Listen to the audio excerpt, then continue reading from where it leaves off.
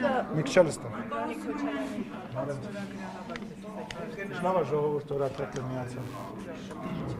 Շատ ես մենք էլ բոլորով ուրախ ենք, ասեք։ Անդրանիկ Քոչարյանի հետ կապված ստորագրահավաք է լրագրողը վիրավորելու համար, որպեսզի էթիկայի հանձնաժողով ստեղծվի։ Ընդդիմությունը արդեն համաձայնություն տվել է։ Ինչ դիրքորոշում ունեն իշխանությունները այդ հարցում, պատրաստվում եք էթիկայի հանձնաժողով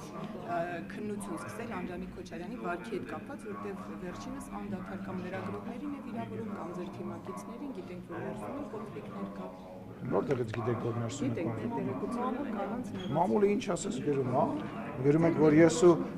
ես ու Քոչարյան Անդրանիկը լուրջ հակամարտություն ունենք, հետո բարիշեցինք, հետո կռվեցինք եւ այլն։ Լավ, ուրեմն դուք էլ ձեր հարցին պատասխանեք, եթե դուք ձեր իրականությունը ունեք, ես ինչ պատասխանեմ։ Դուք ասում եք թուղթ կա, որտեղ կա ստորագրությունը հավաքվում, ես այս թուղթին ծանոթ չեմ։ Երբ որ այդ թուղթը կտեսնեմ, երբ որ խմբագրությունը, երբ որ խմբակցությունը կքննարկի, ես ձեր հարցին կպատասխանեմ։ Ես ի տարբերություն մեր ընդդիմադիր գործընկերների, որոնք պատրաստ են միջպետական խաղաղության համաձայնագիր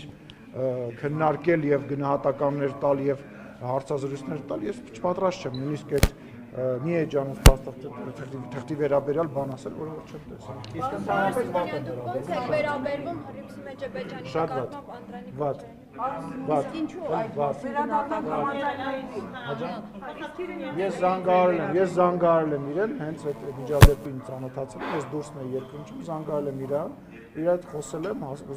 ուզեցել եմ հասկանալ, թե ինչ է տեղի ունեցել եւ խոսել եմ։ Քոչարյանին եք զանգարել։ Այո։ Իրողություն չի պատասխանում։ Ես խոսում եմ իրան այդ հարցը։ Բայց պարոն Սիմոնյան, կարիք Ես տեսեք, ես մի քանի դրվագ եմ ունեցել, որոնց հետ կապված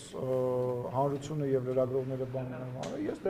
ներողություն եմ խնդրել եւ ես համարում եմ, որ դրանով ես ել ավելի ուժեղացել եմ եւ կարծում եմ յուրաքանչյուր մարդով ներողություն է խնդրում, ել ավելի ուժեղանում։ Իսկ դուք կարծում եք էթիկայի հանձնաժողով պետք է ձևավորվի։ Խնդրում եմ, էլի թող գա փաստաթուղթը տնեմ լրագրողները հարգելի, ինչի տակ են ստորագրել, մի հատ քննարկենք, հասկանանք, կասեմ, էլի հետո տեսեք, դա ազգային ժողովի նախագահի որոշելիքը չի, դա խմբակցությունների, տեսեք, խմբակցությունների ղեկավարներն են որոշում, խմբակցությունն է որոշում, այլ ոչ թե ազգային ժողովի նախագահը։ Սիմոնյան համաձայնագրին վերադառնալ, ասում եք ավարտվում են մոտենի բանակցությունները, համաձայնությունները, սակայն աշխարհը քաղաքական համատեքստը կարծես մենք չնկատում։